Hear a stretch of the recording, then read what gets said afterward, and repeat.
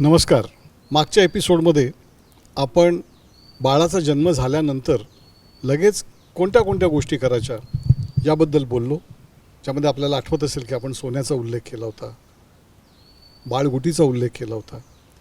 आजच्या एपिसोडमध्ये आपण थोडे पुढे जातो आहे आणि मसाज करणं हे काय असतं, म्हणजे बाळाला मसाज करणं हे फार आवश्यक गोष्ट मानली जाते आणि त्याबद्दल बरेच उलटसुलट विचार प्रवाह आपल्याला ऐकू येतात. त्याबद्दलचं आयुर्वेदाच्या दृष्टिकोनातनं निराकरण आपल्याला ऐकून घ्यायचं आहे डॉक्टर मालविका यांच्याकडून. पण तत्पूर्वी मला अजून एक गोष्ट आपल्याला सांगायची आहे की आपण अनेक जण आपण बघत असाल तर त्यांच्यासाठी एक सूचना अशी आहे की हे सगळं करताना आपण डॉक्टर श्री बालाजी तांबे यांचं गर्भसंस्कार हे पुस्तक एकदा जरूर वाचलं पाहिजे.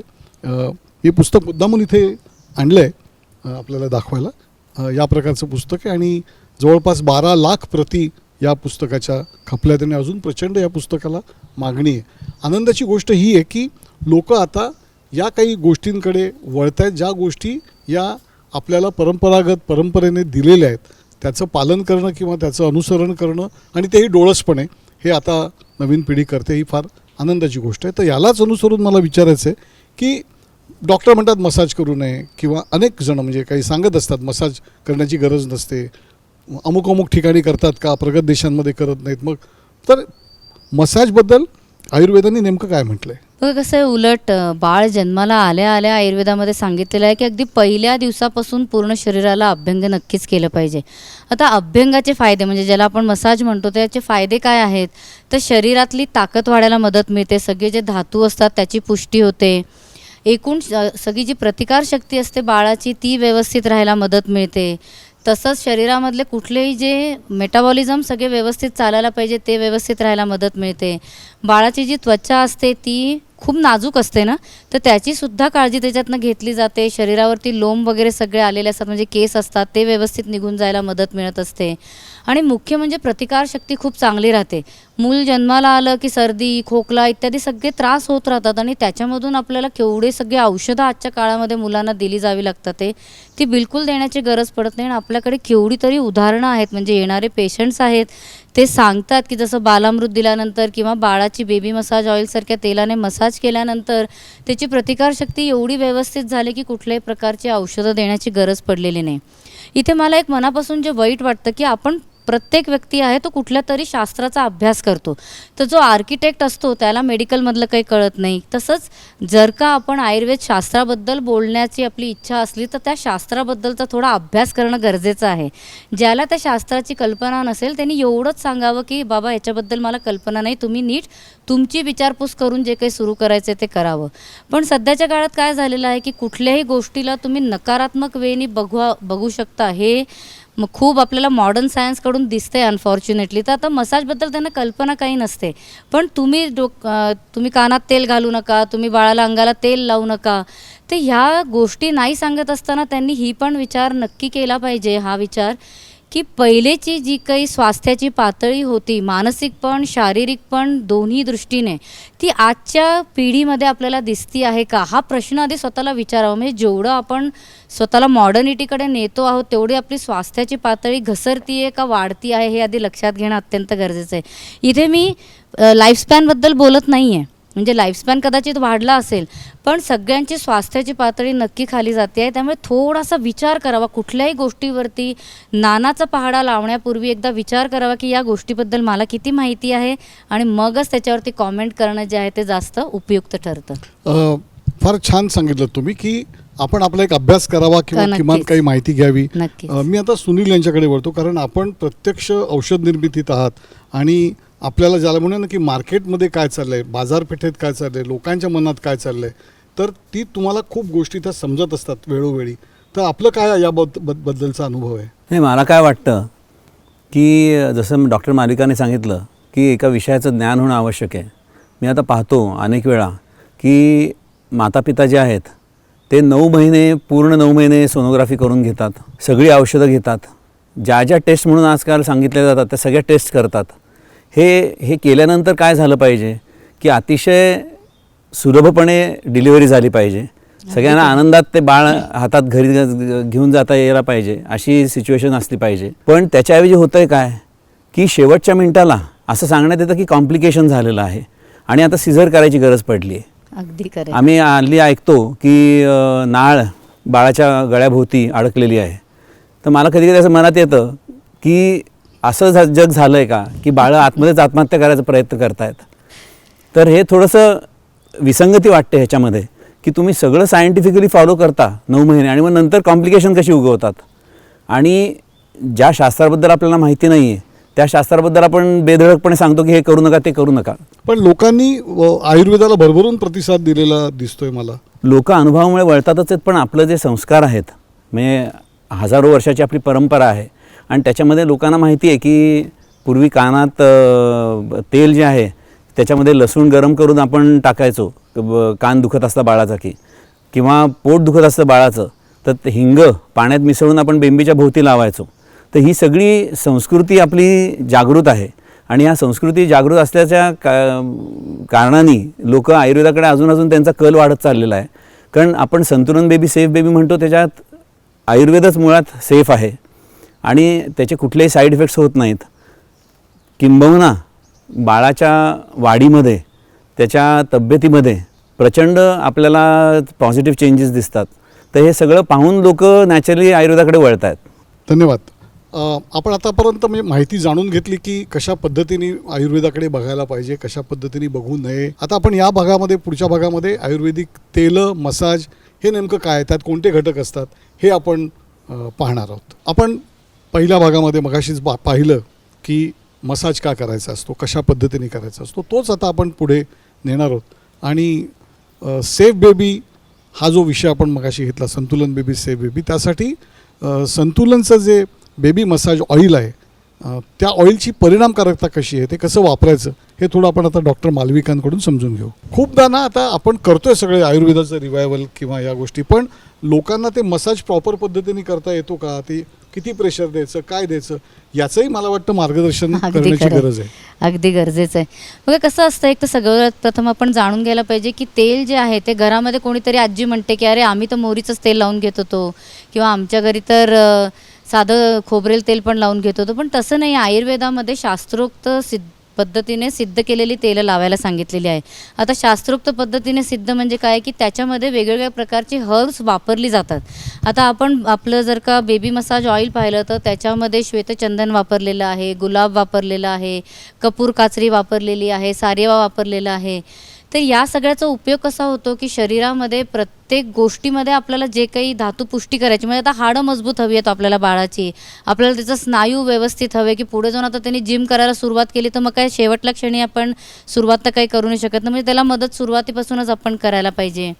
त्याचबरोबरीने त्याच्या डोक्यावरचे केस आहेत ते व्यवस्थित राहिले पाहिजे, तो मानसिकरित्या एकदम आपण म्हणतो ना की स्टेबल असला पाहिजे. तर अशा सगळ्या गोष्टींवरती काम करायला आपल्याला वेगवेगळ्या हर्ब्सची जी क्वालिटी आहे ती या शास्त्रोक्त सिद्ध तेलाने शरीराच्या आत देता येते. आता आत्ताच्या काळामध्ये मुलांना ॲलर्जीज खूप शरीरावरती दिसतात ते त्वचेवरच्या. तर आता मंजिष्ठासारखी जी हर्ब आहे ती आपण जर का या बेबी मसाज ऑइलद्वारे आपल्या शरीरात पोचवली तर त्याच्याने शरीरातली सगळी त्वचेची काळजी जी आहे ती व्यवस्थित घेतली जाऊ शकते. आता या हर्ब्स पोचणार कशा, तर या तेलाला खूप व्यवस्थितपणे सिद्ध केलं जातं अग्निसंस्कारामार्फत की जेणेकरून या तेलाचं पेनेट्रेशन शरीरामध्ये खूप व्यवस्थित वाढतं. म्हणजे आयुर्वेदाने सांगितलेलं आहे की अगदी मज्जेपर्यंत हे तेलं व्यवस्थितरित्या पोचू शकतात. त्यामुळे घरचं कुठलं तेल वापरण्यापेक्षा अशा प्रकारे व्यवस्थित सिद्ध केलेलं तेल वापरणं जास्त उत्तम.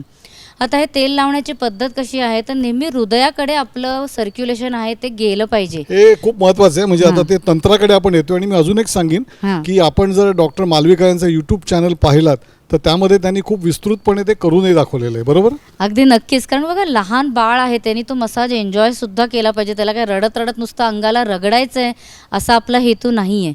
त्यामुळे व्यवस्थितपणे शांतपणे खालतून वरती असं हलक्या हाताने संपूर्ण शरीराला ते तेल लावायचं आहे.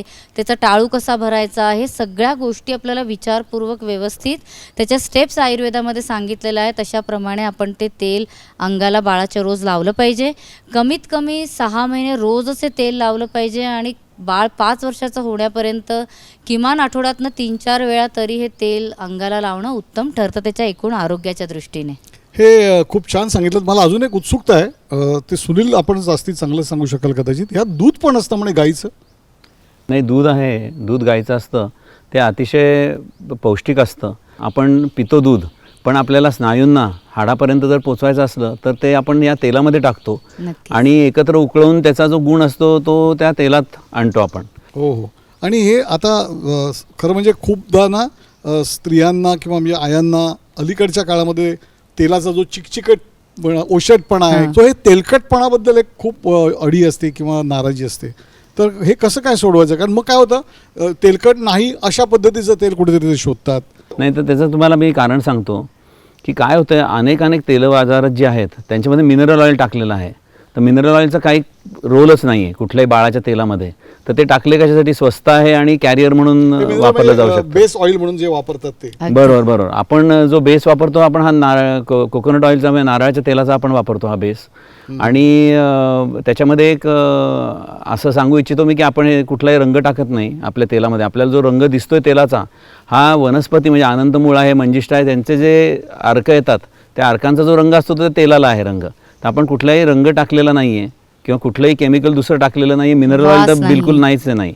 पण सुगंध येतो का त्याला? आपल्या तेलांची ही खासियत आहे की एकतर ते शरीरामध्ये जिरतात खूप व्यवस्थित, त्यामुळे चिकटपणा वगैरे तसा पण राहत नाही.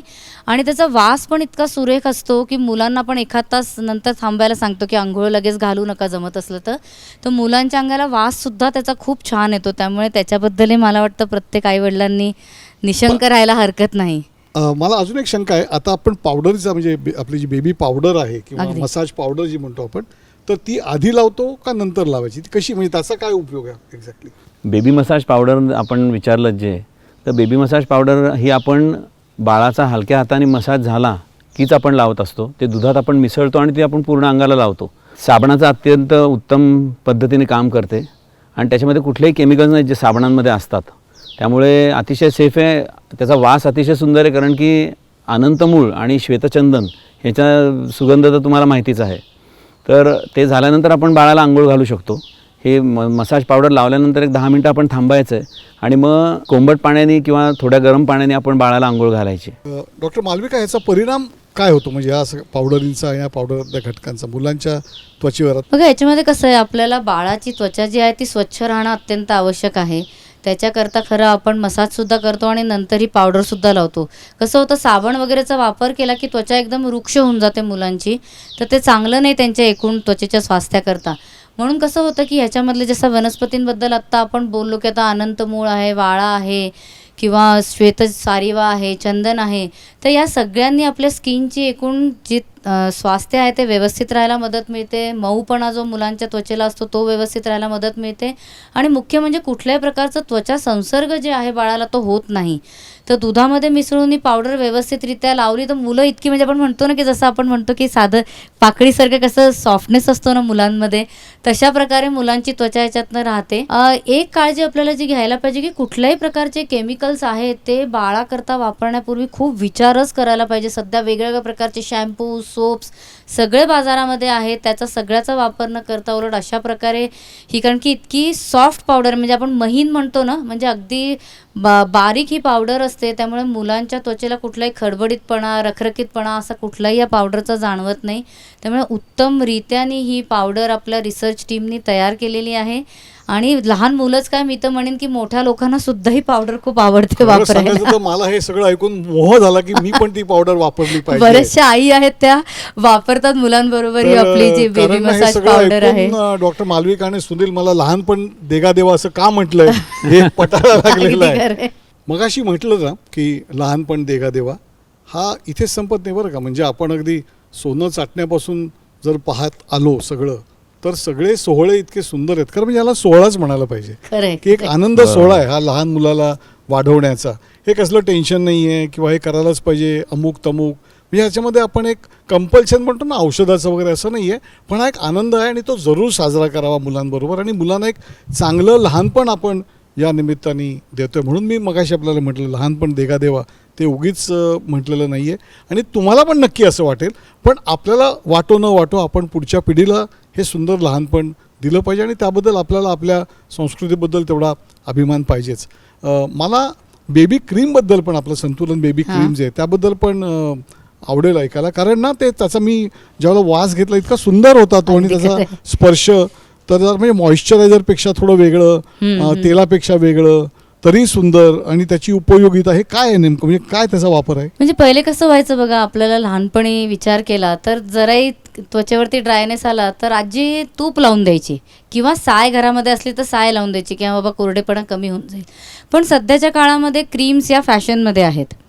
आता कसं आहे, आपल्याला गोष्ट तर नैसर्गिकच हवी आहे, नॅचरल हवी आहे आणि बेबीकरता सेफ पण हवी आहे. पण आजच्या काळाला अनुषंगून त्याचं आपल्याला प्रॅक्टिकली यूज पण करता आला पाहिजे. या सगळ्याचा विचार ॲक्च्युली रिसर्च टीमने आमच्या केला आणि त्याच्यातनंही खरं बेबी क्रीम जन्माला आली. आता बेबी क्रीम म्हणजे काय आहे, तर याच्यामध्ये आपले जे शास्त्रोक्त सिद्ध तेलं आहेत, तर सगळ्या वनस्पतींचा एक्स्ट्रॅक्ट तेलांमध्ये आलेला असतो आणि त्या तेलाला बेसमध्ये घेऊन आपण या क्रीम्स ज्या आहेत त्या तयार केलेल्या आहेत.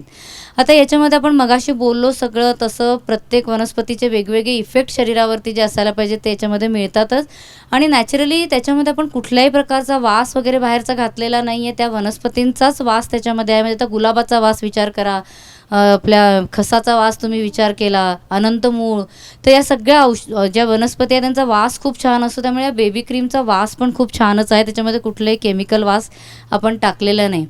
आणि मुख्य म्हणजे काय आहे की 98% या नॅचरल इन्ग्रेडियंट्सने बनवलेली आहे.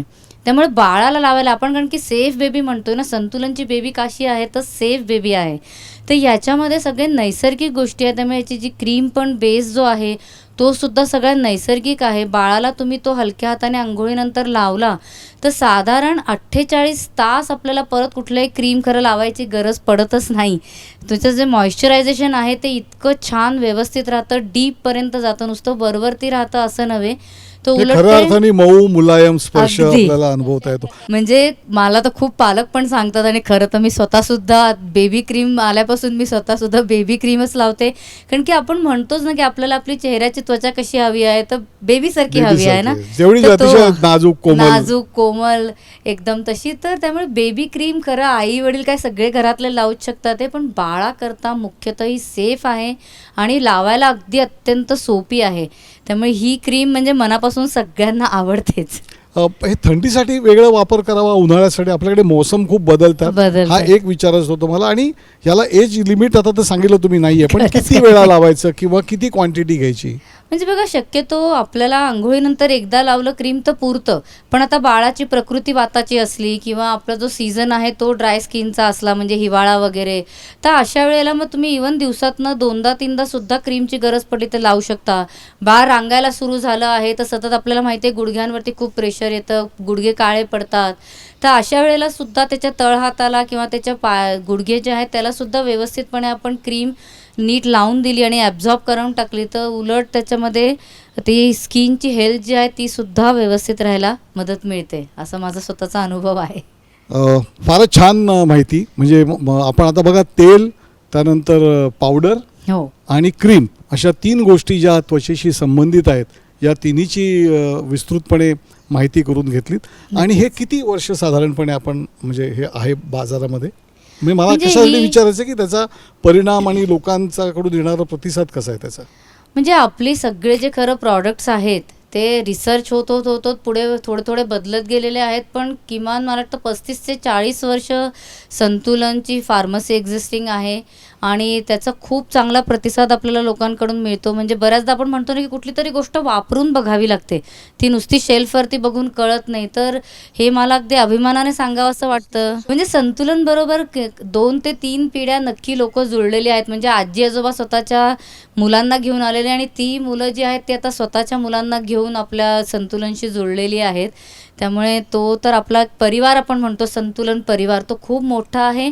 आणि ते लोक हमखास हे सांगतात आपल्याला की एकदा संतुलनचे प्रॉडक्ट्स वापरले की दुसरे कुठले प्रॉडक्ट्स वापरायची इच्छा होत नाही. कारण की आपण म्हणतो ना, एकदा चांगल्या गोष्टीची सवय आपल्याला लागली किंवा आपल्याला निम्न दर्जाची वापरण्याची इच्छा होत नाही. तशा प्रकारची खरं संतुलनवरती प्रेम आणि विश्वास हा आपल्याला लोकांमध्ये सगळीकडे दिसतो. फारच छान, फारच छान. या प्रकारे मला असं वाटतं की जसं त्यांनी सांगितलं की एक सेफ, आपण म्हणालात की संतुलन बेबी सेफ बेबी, तर मला असं वाटतं की ही फॅमिली पण सेफ होते. नुसती संतुलन नव्हे तर आपण अख्खं कुटुंब आपलं सुरक्षित करतो या निमित्ताने. सो ह्या तिन्ही प्रॉडक्ट्सची आपण आता माहिती करून घेतलीत आणि आपल्याला ही प्रॉडक्ट्स कशी वाटली किंवा आपल्याला आमच्या या गप्पा कशा वाटल्या हे आपण नक्की कळवा. आपण दोघंही आलात आणि दिलखुलासपणे बोलला त्याबद्दल आपल्या दोघांचंही मनापासून आभार. आनंद आहे आम्हाला Yes. सुद्धा. धन्यवाद. आपले सुद्धा धन्यवाद. धन्यवाद.